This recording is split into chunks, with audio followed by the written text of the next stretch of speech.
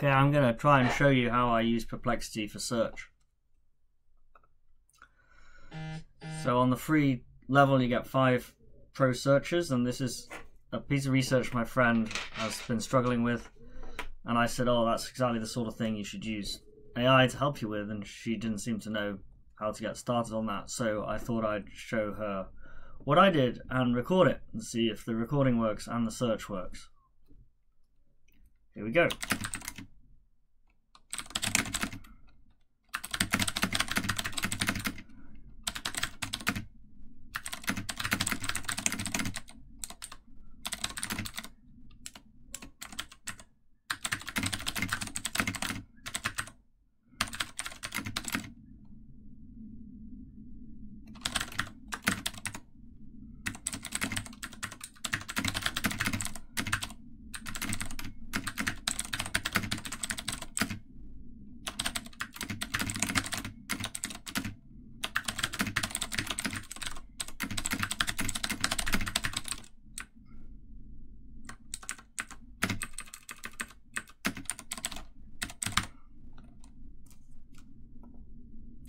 So the first thing to do is ask it how it would do it and see if it gets anywhere.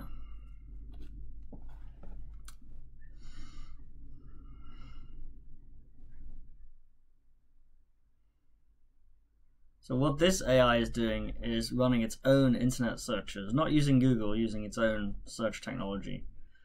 And the reason to use this one first is because it gives you sources, and as you can see, it immediately gives you some data visualizations that it's pulled out the sources, and let's start reviewing whether it's done a good job or not. So it says you need to consider several factors. Okay, well, I hadn't even thought about that, so this is a great start. So I've got a list of factors that go into making this calculation, and I know nothing about this subject. This is for a friend. This is nothing in my area of expertise, but what my job now is to judge, are its answers reasonable? Is it seem to be making stuff up? Has it gone off on a tangent? Just the normal stuff you'd look at when you look at any set of search results. Are you in the right ballpark? So what does it say? So we've got these step-by-step guides. Daily inpatient cost. What does that mean?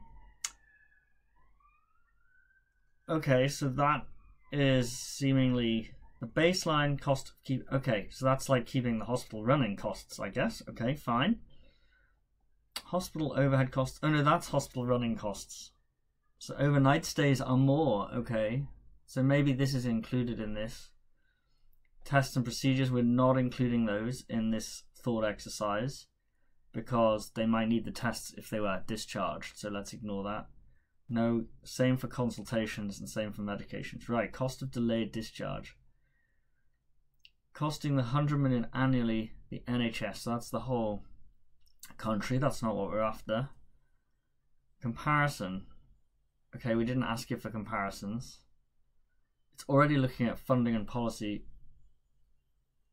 Okay, so this is telling us that the government has already got a discharge fund, so we could look at the information behind this discharge fund to find out the costs.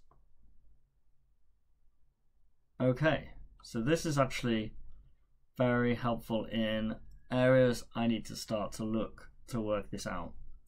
But we also know we can probably, well, I'm going to would think about ignoring this because it's the same wherever they're going to be. They're going to need treatment, and those costs are separate to what we're looking at, which was, let's remember, the cost of a patient has to remain in hospital because they cannot be discharged.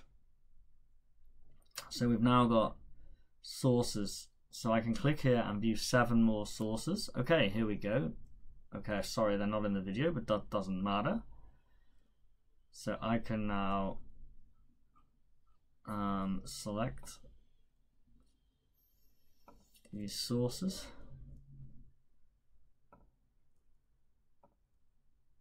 And oh no, that's to remove, so I don't need to select them. Okay, I can remember them. So I'm particularly interested in the daily inpatient cost breakdown and how they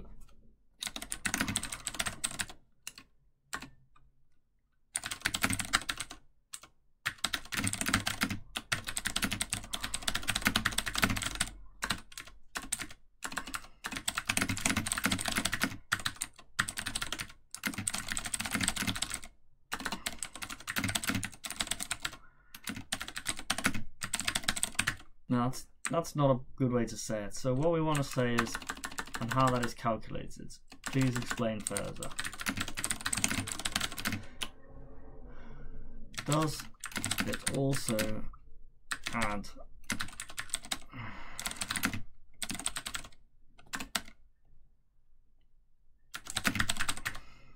for people with, and whether they are more expensive after in hospital?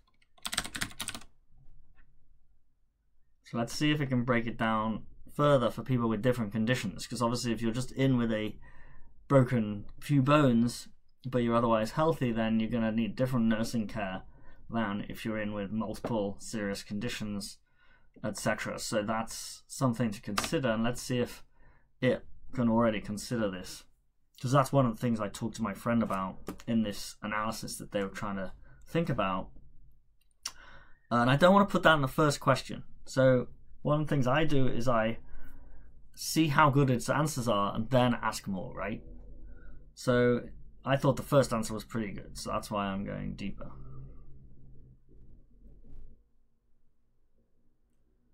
So what's the answer? It's a composite figure that includes medical care, accommodation, meals, administration expenses. Here's detail how these costs are calculated, as well as how costs might increase. Okay, so let's go and try and do it. Okay, so we've got some obvious care costs. This is what we've talked about we don't need.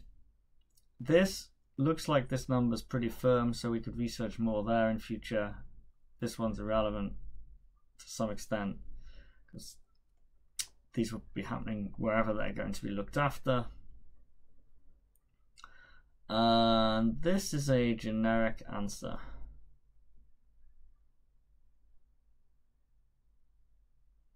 But it's giving us a bit more data. So half of the costs for hospital admissions and outpatient visits, and over 3/4 of the cost for primary care prescriptions are for people living with 2 or more conditions. Okay, so that's starting to tell us that of all the people who go to hospital, the expensive ones are people with multiple conditions, which I guess makes sense. That just seems to make sense to me as a non-expert. But we're not getting much more detail.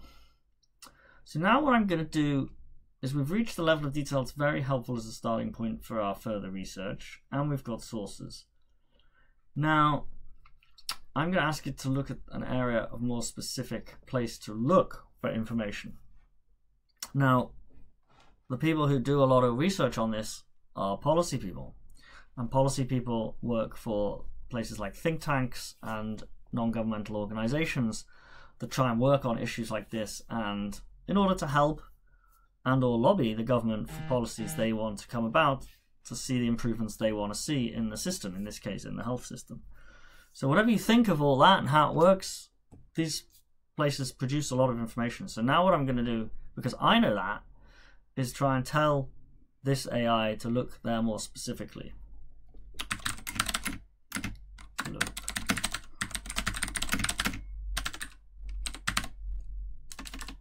Healthcare. Oh.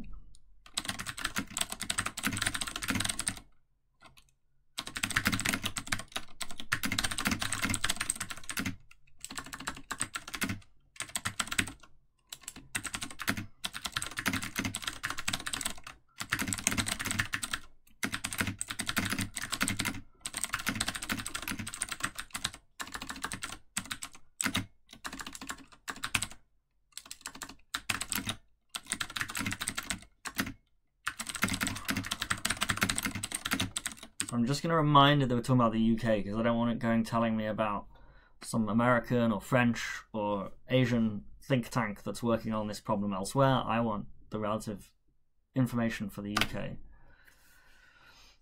And I think one of the things I do is, when I'm doing research like this, is don't make my prompts too long. So a lot of people are doing advanced prompting for AI, which is fine for more sophisticated use cases, but I'm relying on this to do some step planning, and you'll see in Perplexity makes the steps. So it's done that, you see, and it's telling you how it's doing it in its little box there, and it's starting to do different searches as a starting point. So let's see what it comes up with. Okay, so it's giving us a think tank list. So this is really helpful because I can now then go to these websites and look up what I've found, and here is the link. Okay, so we've got multiple articles already, and then it's given me some NGOs. Okay, these are obviously very large ones, but it's claiming that it's done that. So, but it hasn't produced links. So I will follow up, and then I hadn't thought of that. Okay, so this, I don't know what this is. So I would check that out, and then I would say, okay, thanks. Remember, politeness is free in all walks of life, so we should try and remember to use it, to be it, to live it, to be polite.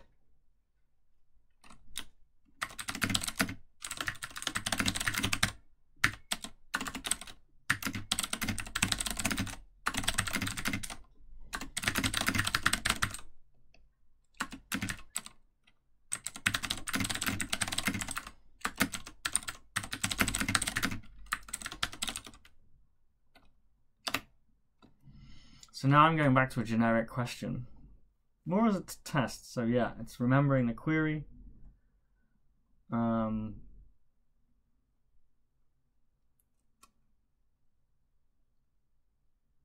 it's able to actually go into the documents for me straight away. So this is the other thing. So I could now do a separate, I could either go and read the document myself, I could download the document, put it back into Perplexity, and work on it in Perplexity, or it's just doing it straight in the search and it's summarizing it straight into the search for me. So that's very helpful. So again, with only one question, I'm knowing how to prioritize my work, and now it's done it for the charities. Okay, and it's told me there's nothing on CARES UK website. Now I could just check that, and so my final pro search, because I'm doing this for someone else, so I'm not going to go and start this research, is just, this is fantastic.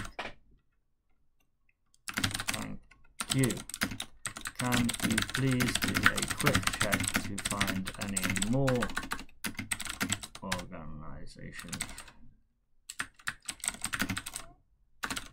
from these ones, and if they have similar.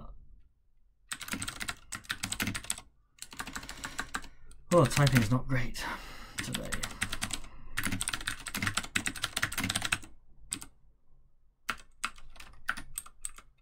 And again, I shouldn't need to remind it that it's UK, but it's not any harm to type that search. And I shall see what it says and then I'll finish.